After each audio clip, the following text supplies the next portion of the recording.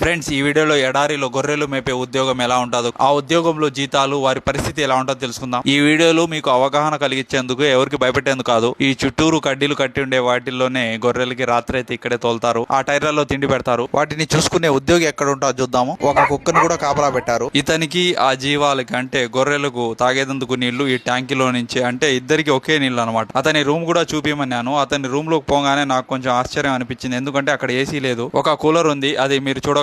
దాంట్లో నీళ్లు వేసుకుని అతను అక్కడ జీవితం ఎల్లదీస్తున్నాడు. మొత్తం చుట్టూ ఎడారి. ఆ ఎడారిలో ఆ వేడికి తట్టుకోవడం ఈజీ అయిన పని కాదు. అతనికి నేను సెల్యూట్ కొట్టాను. అంటే అదే, నువ్వు ఇంత ఎడారిలో నువ్వు ఇంత వేడికి ఎలా ఉంటానో, ఎలా చేస్తానో ఈ ఉద్యోగం అనేసి అతను అన్నాడు. అతని ఇంట్లో పరిస్థితి బాగాలేదంట. చుట్టుపక్కల చూడండి ఎడారి ఎలా ఉండదో, ఇలా ఉంటది అక్కడ పరిస్థితి. అతని జీతం అడిగితే అతని జీతం 120 దినాలంట. ఇక్కడ డబ్బు అంటే 32,000 అంట. అతను 14 సంవత్సరాల నుంచి ఇదే పని చేస్తున్నాడంట. తన ఫ్యామిలీ కోసం తన జీవితాన్ని త్యాగం చేసేశాడు. బయట దేశంలో జీవితాలు ఇలా ఉంటాయి మరి.